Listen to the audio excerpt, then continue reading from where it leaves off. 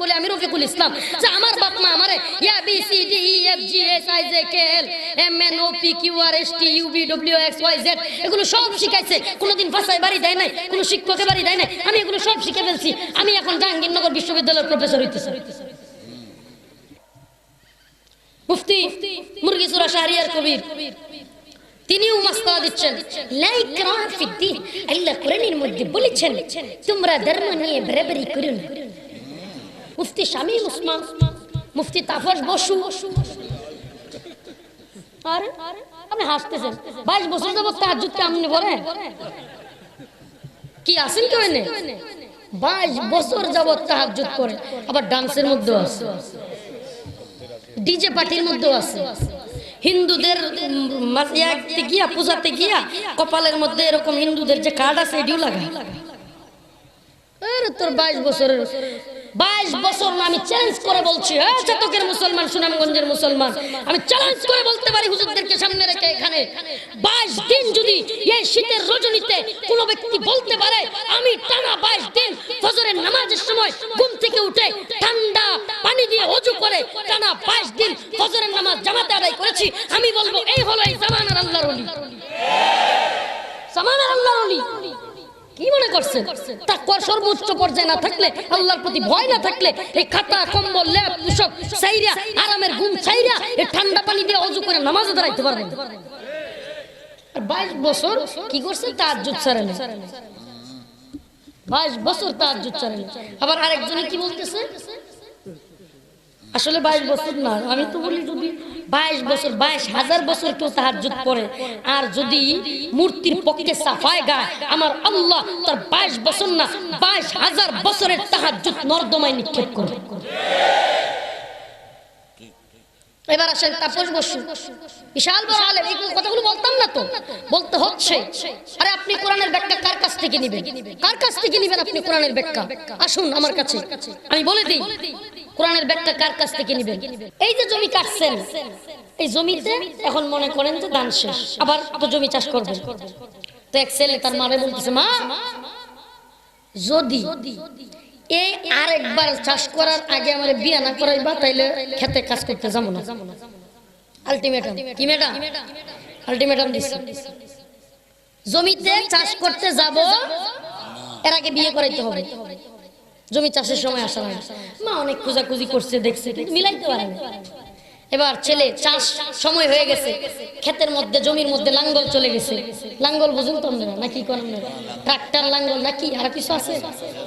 লাঙ্গল নিব তো লাঙ্গল খেতে চলে গেছে। মা বলতেছে, বাবারে জানা একটু খেতে?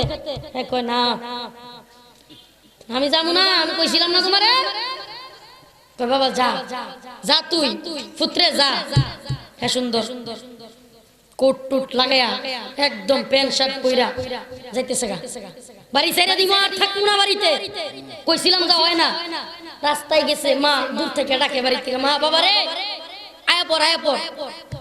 হ্যাঁ ওই রাস্তা দেখে কয় যা কইছিলাম ওই বনি, কি কয় যা কইছিলাম ওই বনি। মা বেচারি না পাইরা কয় আচ্ছা বাবা আয় থাক। কই জায়গা গাড়িতে উঠলেই তো যাইবো গা, পরে তো খুঁজ নাও পাওয়া যাইতে পারে, রাগের মাথা। কয় আচ্ছা ঠিক আছে আয়। আশপাশে যারা শুনছে এরা কয় কি বুঝলাম না কিছু। পুলাই কয় যা কইছিলাম হইবো, আপনি কয় হইবো আয়, আমরা তো কিছুই বুঝলাম না। মা কয় বুঝার দরকার নাই, আগের ঘটনা জানতে হবে, শানে নজরুল জানতে হবে, তবেই তুমি বুঝতে পারবা। ও মুসলমান ছাতকের মুসলমান সুনামগঞ্জবাসী, মনে রাখবা কোরআনের কথাগুলো বোঝার জন্য, কোরআনের আয়াতের ব্যাখ্যা করার জন্য তোমাকে অবশ্যই অবশ্যই কোরআনের সূরাগুলো কেন নাজিল হলো, কোন ঘটনার প্রারম্ভে, কোন ঘটনার শুরু লগ্নে এই আয়াতগুলো এই সূরাগুলো নাজিল হলো, সেই ঘটনাগুলো জানতে হবে, শানে নজরুল জানতে হবে।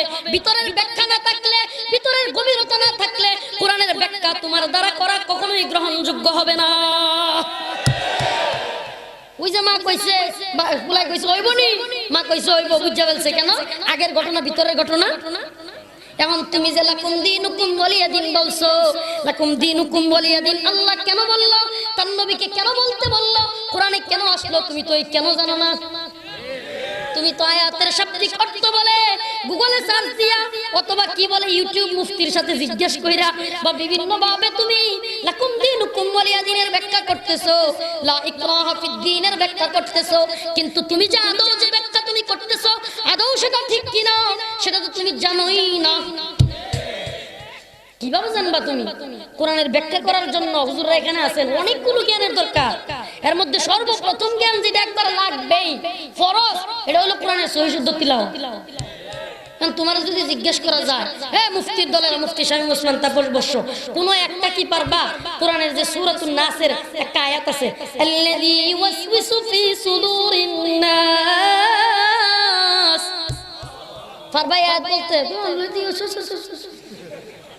কি পারবে? অথচ বলতেছে আমাদের বাবা মা পিটায় আলিফ বা তাসা শেখাই নাই, আমরা নিজেরা শিখছি, এজন্য আমরা বড় মুক্তি হয়ে গেছি। কত বড় বদমাশ! আর আপনি বদমাশ বলবেন না কি বলবেন? আমি যদি এখন বলি আমি রফিকুল ইসলাম, যে আমার বাপ মা আমারে A B C D E F G H I J K L M N O P Q R S T U V W X Y Z এগুলো সব শিখাইছে, কোনোদিন ভাষায় বাড়ি দেয় নাই, কোনো শিক্ষকের বাড়ি দেয় নাই, আমি এগুলো সব শিখে ফেলছি, আমি এখন জাহাঙ্গীরনগর বিশ্ববিদ্যালয়ের প্রফেসর হইতেছি। আপনারা মানবেন নাকি? কেন মানবেন না? এটা অযৌক্তিক কথা। এর থেকে জেড পর্যন্ত শিখলেই কি জাহাঙ্গীরনগর বিশ্ববিদ্যালয়ের প্রফেসর হওয়া যাবে? তাহলে হ্যাঁ আলিফ বাতা শিখলে তারা আমরা আলেম কমু কেমনে? হ্যাঁ ভাষায় বাড়ি কে শিখুক, কারণ কি বলে উল্টা পালট কে শিখাক, তাইলে কি তারা আলেম বলা যাবে? আমাদের নেত্রকোনার ভাষায়, আমার নেত্রকোনার এক ভাই আছে, ওনার দাওয়াতে আসছি, রুহুল আমিন নগরী ভাই। আমাদের নেত্রকোনায় কয়, যেই কাজ যারা সাজে হেনা করলেই গাবলা বাজে, যেই কাজ যারা সাজে হেনা করলেই গাবলা বাজে। এটা ঘটনা শুনুন। আমি বাড়িতে তো মাঝে মাঝে বাড়িতে থাকলে ভালো লাগে, বন্ধু যাইলে খেতে কামারে গেলে একটু ভালো লাগে। তো একদিন এক বাতিজার লগে গেলাম, বাতিজা মাথায় করে ভাত লয়ে যাইতেছে তার বাপের জন্য, আমার ভাই। আমি বললাম যা তোর লগে যাবো আজকে খেতে।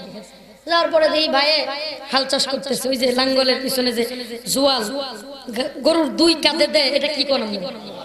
জোয়াল না বোয়াল? জোয়াল। আমরা জোয়াল করি। নেত্রকোনাতে খুব দূরে না কিন্তু, কিন্তু আইসি কিন্তু বুঝেনি তো। মুসাফির তো হুজুর একবার হয় কয় কিলো গেলে? 48 মাইল, 72 কিলো। যদি একবার হইলে 4 রাকাত বিশিষ্ট নামাজ, কয় রাকাত মা? তাহলে আমি তো 4-5 বার মুসাফির হইছি। আমার কয়বার মাফ হইব? কেন? আমি যেই ঘুরে আসছি ম্যাক্সিমাম 300 কিলো, তুমি 4 বার মুসাফির হইছি। কেন বলতেছি? এই যে আচ্ছা ঘটনা যেটা ছিল ওইটা বল। তো জোয়াল দিছেও পরে বাইরে দেখলাম যে লাঙ্গলের পিছনে দইরা। আপনাদের এদিকে কি কোন? আমাদের নেত্রকোনায় কই হির। আপনাদের এদিকে কি কোন? হির টাইট এগুলো কোন? তো আমি দেখি অবাক হয়ে গেলাম, আরে যখনই আপনার লাইল আইল কি কোন? লাইল না আইল? আইল। আরে সব তো আমাদের সাথে মিল থাকবো। হয় হয়। তো দেখলাম যে হির বললে এদিকে আইল থেকে ঘুরে যেতে আমি ভালো লাগছে বিষয়টা। তা আমি দেখলাম যে ভাই বলতেছে, তার ছেলেরা বলতেছে যে দর্ত এটা। আমি মনে মনে চিন্তা করলাম আচ্ছা আমি একটু দূরে যাই। তা আমি গিয়া লাঙ্গলে ধরলাম, বলছে যে একটু নড়াচড়া করিস না, হিরের টাইপ কিছু করিস না, তুই শুধু দইরা রাখবি, আমি একটু খাওয়াটা শেষ করি, একটু আবার ডাবাইয়া দিছি, ডাবাইয়া দিলে কিন্তু যাইতে কষ্ট হয়, আবার দইরা রাখছি। তো হ্যাঁ যখন খাইতেছে আমি মনে মনে চিন্তা করলাম আরে হ্যাঁ হিরি করলে যায়, আমি করে যাইতো না। আমি হিরি কইছি আরে যেমনে আমি হিরি কইছি আইল ভাঙ্গে করে যাওয়া শুরু করছি। যে খেতে হাল চাষ করার কথা এটাতে আমি কিনা টাইট কই ভারী দেই লেঙ্গুরো ধরিয়া করি, কোনো কাজ হয় না। হেই বেচারা দইরা খাবার ফেলায় তুই আসছে, আইসা দৌড়ায় যায় ধরছে, দৌড়ার সাথে সাথে হিরির কইছে ঘুরে ঘুরে গেছে। আমার বুঝে আসলো যে কাজ সাজে হেনা করলে গাবলা বাজে। মুফতির কাজ ফতোয়া দেওয়া, তুমি কিসের ফতোয়া দিতেছো? ফ্যান শার্ট করে খারায় মতো বেটা, কিসের ফতোয়া দিতেছো?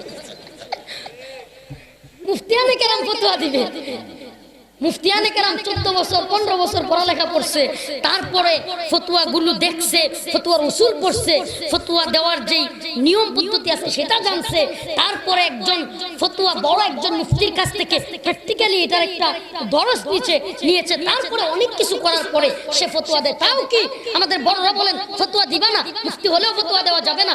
ফতোয়া দিতে হলে অবশ্যই অবশ্যই কেউ মাসআলা জিজ্ঞেস করলে, গুরুত্বপূর্ণ মাসআলা হলে বলবা যে আমার চেম্বারে এসে অথবা মাদ্রাসায় যায়, তখন ফতোয়ার কিতাব দেখে তারপরে আপনাকে লিখিত ফতোয়া দেওয়া। আর হেরা কত বড় মুফতি, কত বড় মুফতি এক একজন। প্রিয় ভাইরা, আপনাদেরকে কষ্ট দেওয়ার জন্য বলছি না, কারো বিরোধিতা করা উদ্দেশ্য না, কিন্তু এটা তো সত্য, যেই কাজ যারের সাথে হেনা করলে গাবলা বাজে।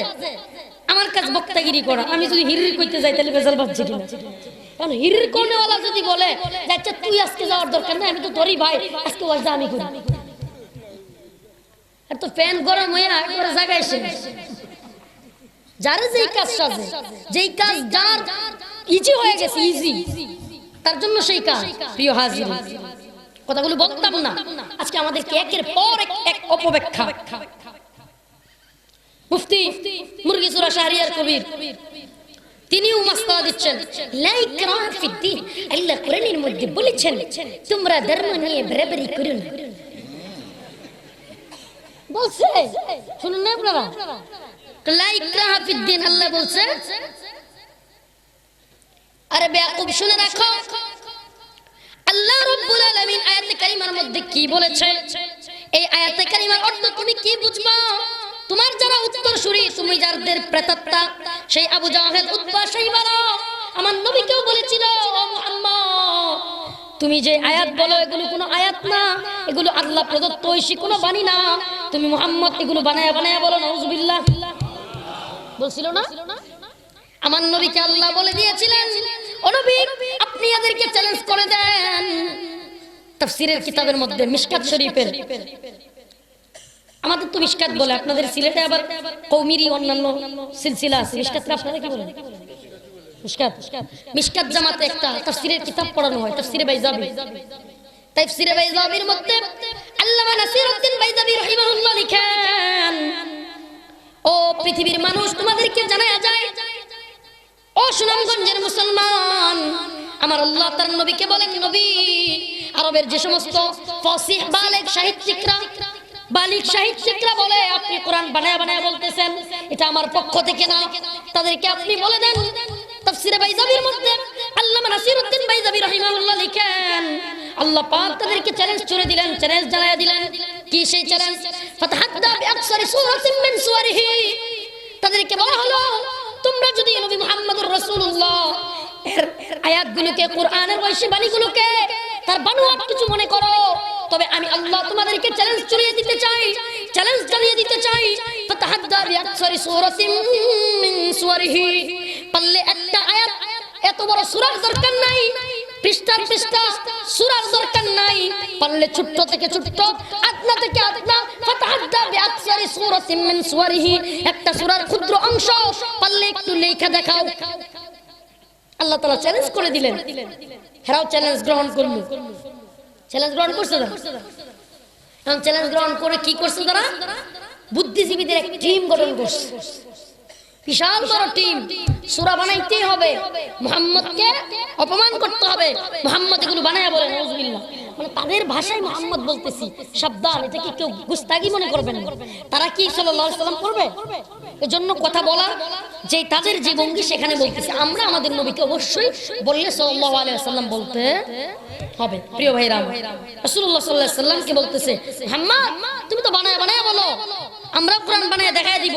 বোর্ড গঠন করলো, যেমন মুসা আলাইহিস সালামকে অপমান করার জন্য জাদুকররা বিশাল জাদুর অনেক কিছু বানাইছিল।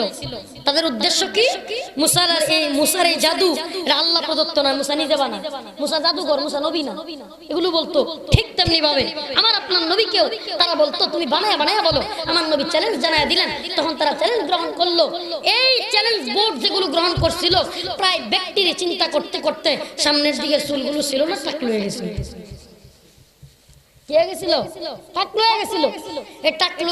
শেষমেশ এই তথাকথিত টাকলু বুদ্ধিজীবীরা, এদেশেও বর্তমানে কিছু টাকলু বুদ্ধিজীবী আছে, এরা মনে করেন নির্বাচনের আগে বলবে জামিয়া ইসলামিয়া মতিনিয়া লুৎফুল উলুম চরবাড়া মাদ্রাসার হুজুররা খুব ভালো।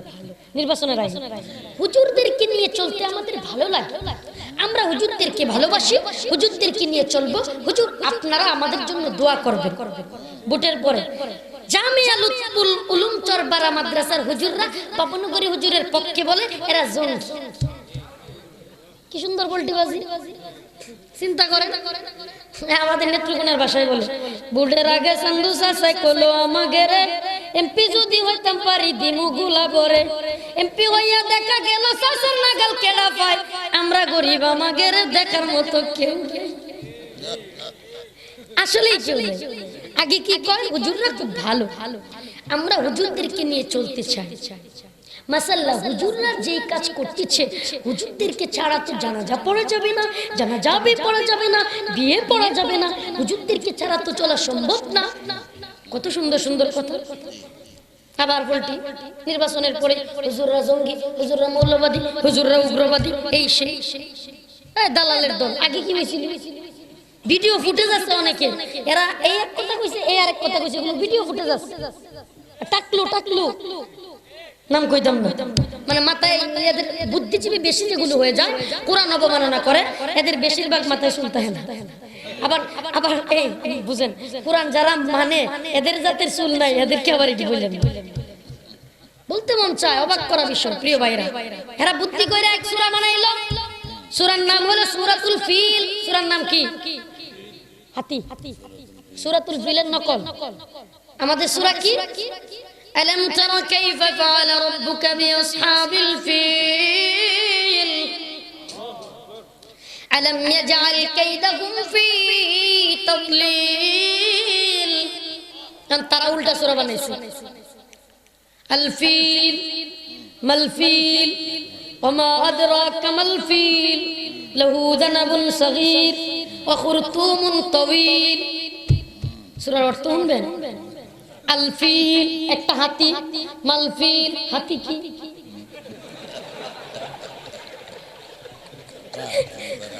অর্থ লাহু দানাবুন সগীর, লাহু দানাবুন সগীর, তার সুরটা হইল ছোট, ওয়া খুরতুমুন তাওয়িল, সরি লেঞ্জা হইল ছোট, লাহু দানাবুন, দানাবুন সগীর, তার লেঞ্জা ছোট, ওয়া খুরতুমুন তাওয়িল, তার সুরটা বড়।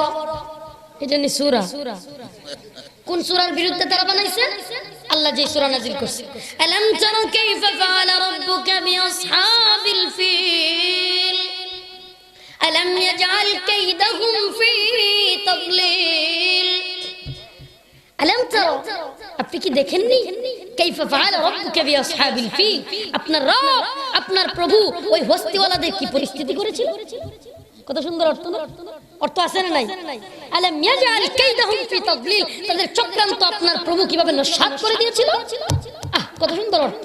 আর তারা কি কয়? আলফিল একটা হাতি, মালফিল হাতি কি? লাহু দানাবুন সগীর, হাতির একটা ছোট্ট লেঞ্জা আছে, ওয়া খুরতুমুন তাওয়িল, তার একটা লম্বা কি বলে ছোট্ট লেঞ্জা আছে, লম্বা কি আছে, সুর আছে। এটা যদি সূরা হয় তাহলে আমি কেন গরুর একটা সূরা লাগবো, ছাগলের একটা সূরা লাগবো, কুত্তার একটা সূরা লাগবো, সব প্রাণীর তো একটা সূরা লাগবো, কারণ সবারই তো লেঞ্জা কল্লা সবই তো আছে। তার মানে বোঝা গেল আল্লাহ রাব্বুল আলামিনের এই কোরআনের ব্যাখ্যা বা এই কোরআনের তাৎপর্য যারা বুঝে না, যারা বুঝে না, এরা কখনোই বুদ্ধিজীবী হতে পারে না। এই সাউন্ড কি আসছে কমাইতেছে নাকি? একটু বাড়াও। যারা আল্লাহর কোরআনের অপব্যাখ্যা করে, কোরআন মানে না, এরা কি বুদ্ধিজীবী হতে পারে? এটা গজল মনে করছে কইতাম না? হ্যাঁ, ওরা নাকি বুদ্ধিজীবী, বুঝি না কেমন দাবি, বুদ্ধি থাকলে কি আর কোরআনের শত্রু হয়? বুদ্ধি থাকতে কি কোরআনের শত্রু হইব? মৌলিক জ্ঞান লাগবে, মূল জ্ঞান। আপনি মাস্টার্স ডিগ্রি কমপ্লিট করলে আপনি তাকে জ্ঞানী বললেন না, আপনি তাকে জ্ঞানী মনে করেন না। হ্যাঁ, সব মাস্টার ডিগ্রি ওয়ালারা, সব বিসিএস ক্যাডার ওয়ালারা আবার অজ্ঞানী। হাজী সেলিমের একটা বক্তব্য শুনছিলাম, যেটা আমার হুজুর আল্লামা হাবিবুল্লাহ মাহমুদ কাসেমি খুব সুন্দর করে নকল করছিল। কিছু কিছু মুসলমান আছে, কিছু কিছু লোক আছে জানতে জানতে জানোয়ার হয়ে যায়। কি হয়ে যায়? আপনার পুলারা ইংলিশ মিডিয়ামে পড়াইবে, ইংলিশ মিডিয়ামে পড়াইবে, আপনার পুলারা বেশি জানতে জানতে জানোয়ার হয়ে যাবে। কিছু আছে জানতে জানতে জানোয়ার হয়ে যায়। কোরআন মানে না, হাদিস মানে না, আলেম মানে না, কাকে কটূক্তি করবে না করবে, কার বিরুদ্ধে বলবে এগুলো বুঝেই না। ওরা নাকি বুদ্ধিজীবী, বুঝি না কেমন দাবি, বুদ্ধি থাকলে কি আর কোরআনের শত্রু হয়, বুদ্ধি থাকলে কি আর নবীজির শত্রু হয়, বুদ্ধি থাকলে কি আর আলেমদের শত্রু হয়। নামগুলো মুসলমানের, বাকি সব খ্রিস্টানের, ইহুদির দালালেরা হিন্দুর গান গায়। নামগুলো মুসলমানের, নামগুলো খালি মুসলমান। শুনবেন যে মোহাম্মদ, আহমদ, সালমান, অমুক তমুক, কিন্তু সবগুলো বদমাইশ। নামগুলো মুসলমানের, বাকি সব খ্রিস্টানের, ইহুদির দালালেরা হিন্দুর গান গায়। নামাজ নাই, রোজা নাই, কোরআন তেলাওয়াত নাই, রবীন্দ্রসঙ্গীত ওদের ইবাদতের সাথে মেঠায়। সারেগামা পা কইয়া কই ইবাদত লাগতো না, এটাই বলা মজা। সারেগামা পার মধ্যে যে ইবাদতের গন্ধ খুঁজে, কোরআনের দরকার নাই, নামাজের দরকার নাই, কোন ধরনের জিকির আজকার নাই, ইসলামের কোনো কিছু মানে না, আবার বুদ্ধিজীবী দাবি করে, আমি বলবো এই ব্যক্তি কখনো বুদ্ধিজীবী হতে পারে? মুসলমান স্পষ্ট ভাষায় জানাই দিতে চাই, তোমাদেরকে বুঝাই দিতে চাই, যে ব্যক্তি বড়দিন আসলেই আর হিন্দুদের পূজা আসলেই বলে ধর্ম যার উৎসব সবার, বুঝবা কালিমাতু হাক্কুন নুরিদা বিহাল বাতিল, কথা সত্য কিন্তু মতলব খারাপ। কথা সত্য মতলব খারাপ। কিসের মতলব খারাপ? কোনদিন তো শুনলাম না ঈদ আসলে ধর্ম যার উৎসব সবার নিয়ে আসো কয়েকটা হিন্দুরে আমাদের গরু খাওয়ায় দেও। গরু কিছু হিন্দু আছে বদমাশ খায়। আচ্ছা যাক, যদি কয়েকটা খায়, গরু খাওয়া বড় কথা না, কিন্তু আমাদের উৎসব তো শুধু গরু খাওয়া না, গরু জবাই করা না, বরং আমাদের উৎসব তো নামাজ পড়া। দুইটা উৎসব ঈদের, এর মধ্যে নামাজ পড়া আছে না? আমরা নামাজের মধ্যে ওদেরকে দাঁড় করাইতে পারবা? কোনো ইহুদি, খ্রিস্টান, হিন্দু কেউ দাঁড়াইতে পারবে? কোনোভাবেই না। তার মানে ধর্ম যার উৎসব সবার, এই লজিক, এই যে লজিক্যাল একটা থিওরি, এটা দিয়া মানুষকে হিন্দুদের পূজা আসলে হিন্দুদের পূজা মণ্ডপে ঢুকাইতে চাও, বৌদ্ধদের বড়দিন আসলে বড়দিনে ঢুকাইতে চাও, এগুলো কিসের থিওরি? হ্যাঁ মুসলমান, তোমাদেরকে বলতে চাই, তোমরা যদি বলো ধর্ম যার উৎসব সবার, আমি বলবো তোমরা যদি এই কথা মানো, তাহলে আমি বলবো খেত যার ফসল সবার, চাকরি যার বেতন সবার, হ্যাঁ বিয়া যার বউ সবার আসে। মানবেন? মানবেন নাকি? মানবো বিয়া করছে না, তো বই নাই, মানলি কিনা মানলি কি আমার যাই বলবি। তার মানে বোঝা গেল জমি যার ফসল সবার তুমি মানবা না, চাকরি যার বেতন সবার মানবা না, তাহলে ধর্ম যার উৎসব সবার তুমি মানো কি কইরা? তোমার ধর্মের উৎসব তোমার, আমার ধর্মের উৎসব আমার, অর্থাৎ হিন্দুদের ধর্মীয় অনুষ্ঠান তারা করবে। হ্যাঁ, তুমি যদি ইসলামিক মুসলমান হয়ে থাকো কিন্তু রাষ্ট্রীয় ক্ষমতায় থাকো, তাহলে হিন্দুদের পূজায়, বৌদ্ধদের বড়দিন বা বিভিন্ন অনুষ্ঠানে রাষ্ট্রীয় কর দিয়ে, ট্যাক্স দিয়ে যারা এই বাংলাদেশে থাকবে, তুমি রাষ্ট্রীয় ক্ষমতায় থাকলে, যে দলেরই হোক, বিএনপির হোক, আওয়ামী লীগের হোক, তুমি যদি রাষ্ট্রীয় ক্ষমতায় থাকো, তাকে হেল্প করা, তাকে সহযোগিতা করা, এটা ইসলাম বৈধতা দিয়ে তুমি করতে পারো। কিন্তু এই বৈধতার নামে যদি বলো গজে সেরা মা দুর্গা আসলে দেশে খুব উন্নতি হয়, মনে রাখবা কালিমাতু হাক্কুন নুরিদা বিহাল বাতিল, কথা সত্য মতলব খারাপ। তুমি বলতে পারবে না এই কথা, তুমি বলতে পারবে না গজে সেরা মা দুর্গা আসলে দেশে উন্নতি হবে, তুমি বলতে পারবে না হিন্দুদের পূজা মণ্ডপে গিয়ে আমি খুব হ্যাপিনেস হচ্ছি, আমার খুব ভালো লাগতেছে, আমি গর্বিত, এগুলো বলতে পারবে না। মুসলমানের বাচ্চা, একজন মুসলমানের বাচ্চা তার স্ত্রীর সন্তান হবে আর স্ত্রীর পেটে চুমুকিয়ে ছবি ভাইরাল করবে, এই মুসলমানের বাচ্চা নামদারি, আর আড়ালে এর নিশ্চিত ওর মধ্যে সমস্যা। কি সমস্যা তোমার? 2 দিন পর পর এগুলো কি শুরু করেছো? তুমি যদি মুসলমানের সন্তান হয়ে থাকো, এদেশের লক্ষ লক্ষ মানুষ তোমাকে আইডল মেনে থাকে, তুমি বাংলাদেশের জান, বাংলাদেশের প্রাণ সাকিব আল হাসান হয়ে থাকো, কিছুদিন পর পর বিভিন্ন ধরনের বিভ্রান্তিমূলক কাজ করো, হিন্দুদের পূজা মণ্ডপে চলে যাও, একজন তোমার স্ত্রী মুসলমানের ঘরের স্ত্রী হলে তার পেটে তুমি চুম্বন করে ওই ছবি তুমি তোমার ফেসবুক পেজে, ভেরিফাইড ফেসবুক পেজে দিয়ে ভাইরাল করবা, এটা কোনো মুসলমানের কাজ হতে পারে না, সম্ভব না। এটা কোনো মুসলমান, আরে মুসলমান ইসলাম, ইসলাম বা ইসলামের বিষয়টা বাদই দেন। বর্তমান বাংলাদেশের আবহমান বাংলাদেশের সংস্কৃতিও এটাকে বৈধ মনে করে না যে কোনো ব্যক্তি সে যদি মুসলমান, এত ভালো মুসলমান নাও হয়, আলেম পরিবার নাও হয়, সভ্য ফ্যামিলির কোনো আবহমান বাংলা সংস্কৃতিও এটা না, তার বউয়ের সন্তান হলে তার পেটে চুমু দিয়ে ছবি ভাইরাল করা, এটা কোন রুচিশীল মানুষ মাইনে নিতে পারবে? কোন রুচিশীল মানুষ এই কথা মানতে পারবে না। কি কুরুচি বিকৃত হয়ে গেছে। এরা আবার আমাদের আইডল হয় কেমনে? কথা বুঝেন না? এরা আমাদের আইডল হতে পারে না। মুসলমানের আইডল এরা আবার হয় কেমনে? মুসলমানদের সন্তানদের আইডল তো তারা হবে যারা ইসলাম মানে, যারা কোরআন মানে, যারা কোরআনের জীবন ব্যবস্থাকে নিজের জীবনে আলিঙ্গন করে। প্রিয় হাজিরিন, আলোচনা একটু কইলে ওইদিকে জায়গা একই দিকে যাওয়ার ইচ্ছা নাই, স্পষ্ট কিছু বিবৃতি দিয়ে যাব আপনাদেরকে আজকে। লা ইকরাহা ফিদ দ্বীনের মৌলিক বিবৃতি কি? লাকুম দীনুকুম ওয়ালিয়া দিন বলছিলাম, এটা বলিনি। লাকুম দীনুকুম ওয়ালিয়া দিন, যারা তোমরা বলো লাকুম দীনুকুম ওয়ালিয়া দিন মানে হলো তোমার ধর্ম তোমার, আমার ধর্ম আমার, সব ধর্ম ইসলাম বৈধতা দেয়। এই আয়াত থেকে এই অর্থ যারা তোমরা নিচ্ছ, আমি বলতে চাই না না, এই অর্থ কখনোই হতে পারে না। তাহলে কি অর্থ? অর্থ তো একটু আগে আসো। আমার মাওলা তার নবীকে বলতেছেন, ও নবী কুল, আপনি বলে দিন, ও আমার প্রিয় নবী আপনি জানায়া দিন, ইয়া আইয়ুহাল কাফিরুন, কুল ইয়া আইয়ুহাল কাফিরুন লা আ'বুদু মা তা'বুদুন। ও নবী আপনি বলে দেন, হে কাফের সম্প্রদায়, তোমরা যারা আমার কথা শুনো নাই। অর্থাৎ এটা একটা ঘটনা আছে। কি ঘটনা?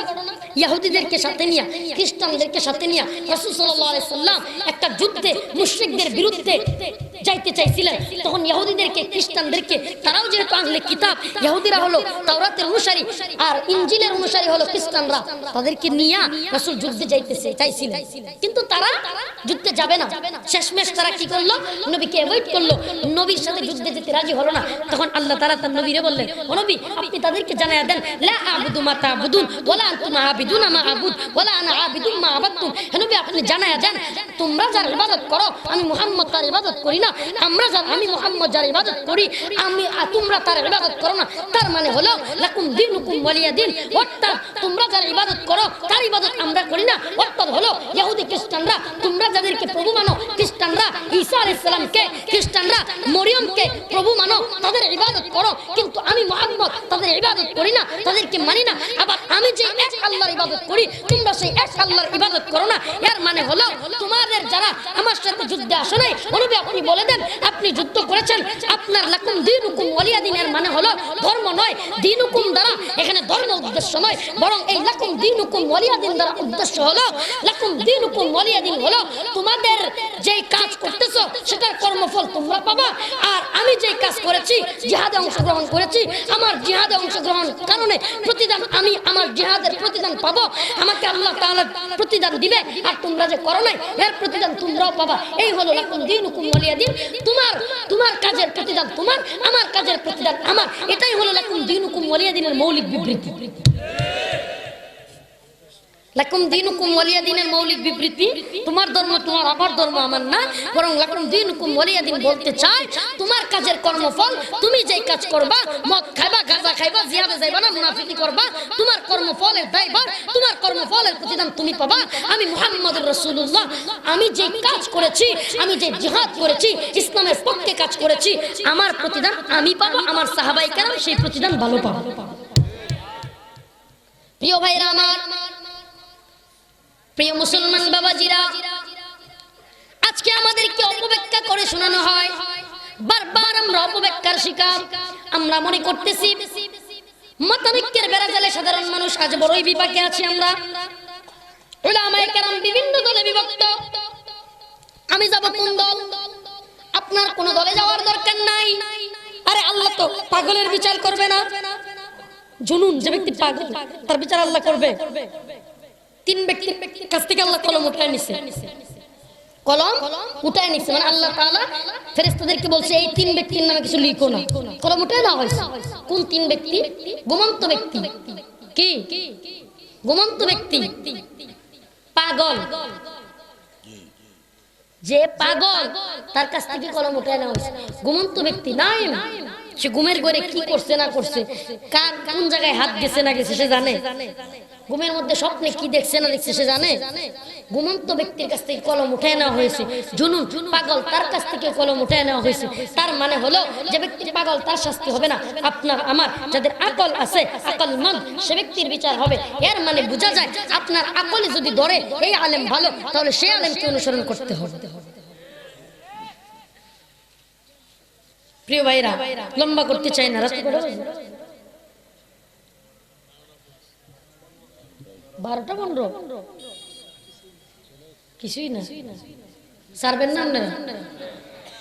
লা ইকরাহা ফিদ্দীন, এই আয়াতের ব্যাখ্যার দ্বারা তারা বুঝাইতে চায় ধর্ম নিয়ে বাড়াবাড়ি করা যাবে না। আমরাও বলি হ্যাঁ, তোমরা যে ব্যাখ্যা করতেছো এই ব্যাখ্যা যদিও এই তরজমা আয়াতের এটাই, লা ইকরাহা ফিদ্দীন, ধর্ম নিয়ে বাড়াবাড়ি করা যাবে না।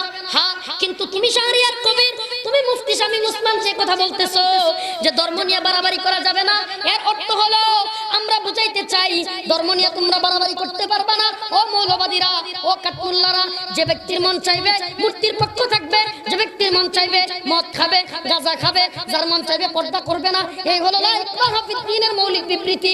আমরা বলবো না না, লা ইকরাহা ফিদ্দীন কেন নাজিল হলো সেই ঘটনা জানো। ঘটনা কি? মক্কার মুশরিক মহিলারা মান্নত করত, আমাদের যাদের সন্তান হয় না, মহিলাদের যাদের সন্তান হইতো না, ইয়া মুশরিক মহিলাদের যারা মূর্তি পূজক ছিল তাদের সন্তান না হইলে মান্নত করত, আমাদের যদি সন্তান হয় আমরা সেই সন্তানরে দত্তক দিব বা সমর্পণ করে দিব ইহুদিদের কাছে। ঘটনাক্রমে দেখা যায় তো তারা এই মান্নত করার পরেই সন্তান হয়ে গেল। সন্তান হওয়ার পরে তারা মান্নত অনুযায়ী ইহুদিদের কাছে সমর্পণ করে দিল। কিন্তু আল্লাহ রাব্বুল আলামিনের পক্ষ থেকে আপনার আমার নবী পাক যখন লা ইলাহা ইল্লাল্লাহ মুহাম্মাদুর রাসূলুল্লাহর পয়গাম নিয়ে তাদের কাছে পৌঁছালেন, তখন তারা দ্বীনের সঠিক বুঝ আসলো। ইন্নাদ দীনা ইনদাল্লাহিল ইসলাম, ইসলামের সঠিক ব্যাখ্যা তাদের বুঝে আসলো, তখন তারা ইসলামকে কবুল করে নিল। কিন্তু একটা ঘটনা, সমস্যা একটা বেঁধে গেল। কি সেই সমস্যা?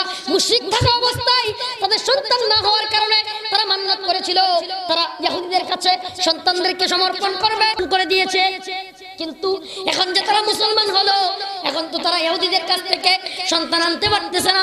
এদিকে ইসলামের কথাগুলো বুঝে তারা দেখতেছে ইসলাম হলো শাশ্বত জীবন ব্যবস্থা, ইজ কমপ্লিটলি লাইফ, এটা পূর্ণাঙ্গ জীবন ব্যবস্থা। ইসলাম ব্যতীত অন্য কোন ধর্মের মধ্যে, অন্য কোন মতাদর্শের মধ্যে শান্তি নাই। যখন তাদের এই কথা বুঝে আসলো, তখন মক্কার সেই সমস্ত লোকেরা তারা ইহুদিদের কাছ থেকে জোর করা শুরু করলো তাদের সন্তানদেরকে নিয়ে আসার জন্য। যখন জোর করা শুরু করলো, ইহুদিরাও ওই সন্তানগুলোকে দিতে চায় না, আর ইহুদিদের ঘরে যে সন্তানদেরকে দেওয়া হয়েছিল সন্তানরাও আসতে চায় না। যখন এই অবস্থার তৈরি হলো, তখন আল্লাহ তাআলা তার নবীকে বলে দিলেন, ও নবী আপনি তাদেরকে বলে দিন লা ইকরাহা ফিদ্দীন, ধর্ম নিয়ে বাড়াবাড়ি করা যাবে না। তুমি মুসলমান, তুমি ইসলামের দাওয়াত দিতে পারবা, অন্য ধর্মাবলম্বীদের কাছে গিয়া ইসলাম তাকে বুঝাও, ইসলাম প্রতি তাদেরকে দাওয়াত দাও। তুমি সুদ খাও না, মদ খাও না, মূর্তির পক্ষে সাফাই গাও না, তুমি খুন খারাপি করো না, দুর্নীতি করো না, জুলুম করো না। তুমি নেতা হইলে বালিশের নিচে, বিছানার নিচে তেলে ভর্তি করে রাখো না। তুমি এই খারাপ কাজগুলো ছাইরা দিয়া ইসলামের পক্ষে কাজ করো, মুসলমানদের পক্ষে কাজ করো। হিন্দুরাও যদি অসুস্থ হয় তার বাড়িতে যাও, তার মা অসুস্থ তার চিকিৎসার ব্যবস্থা করো, হসপিটালে নিয়ে যাও, হিন্দুদেরকে ভালো ব্যবহার দেখাও, তুমি নববী আখলাক দেখাও, তুমি ইসলামের সৌন্দর্য তাদের কাছে তুলে ধরো, তুমি দাওয়াত দাও। সে যদি মুসলমান হয় তবে সে মুসলমান হলো, আর যদি সে না হয় তবে তাকে তার ধর্মে থাকতে দাও। এটাই হলো লা ইকরাহা ফিদ্দীনের মৌলিক বিবৃতি। এটাই লা ইকরাহা ফিদ্দীনের মূল বিবৃতি। লা ইকরাহা ফিদ্দীন মানে মদ খাইবো এটা নিষেধ করা যাইব না, এইটা কখনোই বিবৃতি হতে পারে না। জিনা করবে তারে মানা করা যাবে না, ধর্ম বাড়াবাড়ি করতে না করছে। কে বলছে তোর ধর্ম বাড়াবাড়ি করতে না করছে? এই আয়াত দিয়ে তুই যে দলিল দিতেছিস, অনেক আয়াতের মধ্যে আল্লাহ বলছেন উতলু মা উহিয়া ইলাইকা মিনাল কিতাব আকিমিস সালাহ, নামাজ কায়েম করো। ইন্নাস সালাতা তানহা আনিল ফাহশাই ওয়াল মুনকার, নিশ্চয় নামাজ কি করে? খারাপ কাজ থেকে, মন্দ কাজ থেকে বিরত রাখে। রাখে না? তার মানে হলো নামাজি যে ব্যক্তি হবে সে ব্যক্তি সৎ কাজের আদেশ করবে, অসৎ কাজে নিষেধ করবে। তুমি যদি নামাজি হয়ে থাকো প্রিয় বাবারা আমার, অবশ্যই অবশ্যই অন্যান্য ব্যক্তিদেরকে নামাজের দাওয়াত দিতে হবে, দ্বীনের দাওয়াত দিতে হবে, ইসলাম বুঝাইতে হবে, তাকে নিষেধ করতে হবে। সহজ ভাষায় না হলে কঠিন ভাষায় প্রতিবাদ করতে হবে। কঠিন থেকে কঠিন ভাষায় প্রতিবাদ যখন তুমি করবা তখনই বোঝা যাবে তোমার নামাজের তাসির তোমার মধ্যে হয়েছে। আল্লাহ তাআলা আমাদের সকলকে ইসলামের মৌলিক ব্যাখ্যা বুঝে ইসলামকে পালন করার তৌফিক দান করুক। আরো জোরে বলেন আমিন।